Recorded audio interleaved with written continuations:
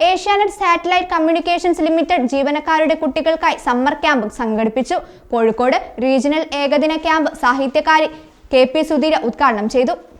Asianet satellite communications limited സംസ്ഥാന വ്യാപകമായി ജീവനക്കാരുടെ 5 വയസ്സ് മുതൽ 15 വയസ്സ് വരെയുള്ള പ്രായമുള്ള കുട്ടികൾക്ക് വേണ്ടിയാണ് ഏകദിന സമ്മർ ക്യാമ്പുകൾ സംഘടിപ്പിക്കുന്നത്. കോഴിക്കോട് റീജിയണൽ ക്യാമ്പ് സാഹിത്യകാരി KP സുധീര ഉദ്ഘാടനം ചെയ്തു.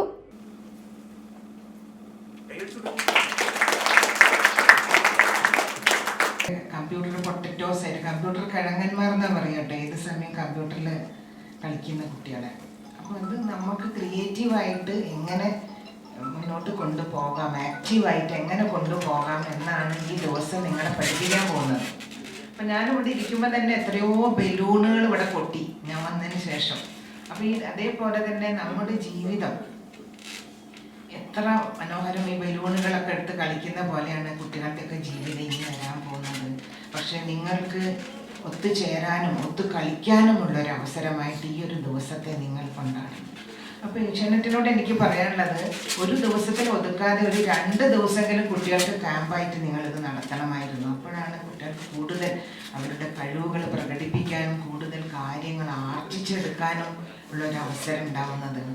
അപ്പോൾ ഒന്നിച്ച് കുട്ടികളെ കാണുന്ന തന്നെ ഒരു സന്തോഷമാണ്. അപ്പോൾ കൊച്ചു കുട്ടികളാണ്. അപ്പോൾ കൊച്ചു കുട്ടികളോട് എന്താ പറയേണ്ടത് എനിക്കറിയില്ല.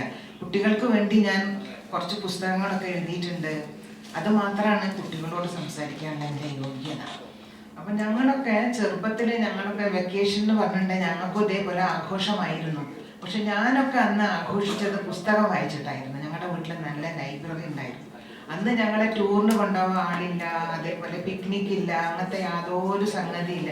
എന്നാലും വീട്ടിലെല്ലാ കുട്ടികളും കളിക്കുന്നുണ്ടാവും, പിന്നെ പന്ത് കളിക്കുന്നുണ്ടാവും, ക്രിക്കറ്റ് കളിക്കുന്നുണ്ടാവും. പക്ഷെ ആ കളികളൊന്നും ഇഷ്ടപ്പെടാതെ ഞാൻ അക്ഷരങ്ങളുടെ കൂടെയായിരുന്നു ജീവിച്ചിരുന്നത്.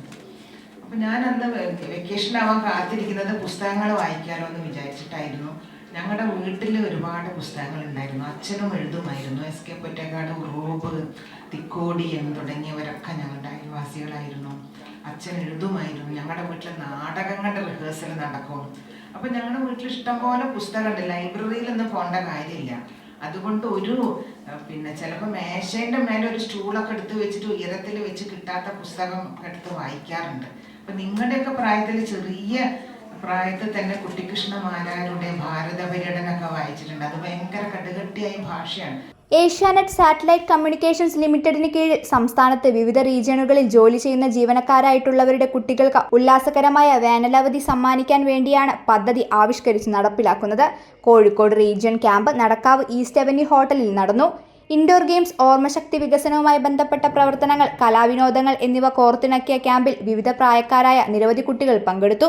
തൃശൂർ ആസ്ഥാനമായി പ്രവർത്തിക്കുന്ന centre for employability skill training എന്ന സ്ഥാപനത്തിനാണ് ക്യാമ്പ് ചുമതല. Regional business head Sajimon, ACSB DM Mathew George, RPO Pramod E, ALI executive Sajeev Kumar P, ALD executive Aneesh PK, customer care executive Bibin തുടങ്ങിയവർ ഉദ്ഘാടന ചടങ്ങിൽ സന്നിഹിതരായി.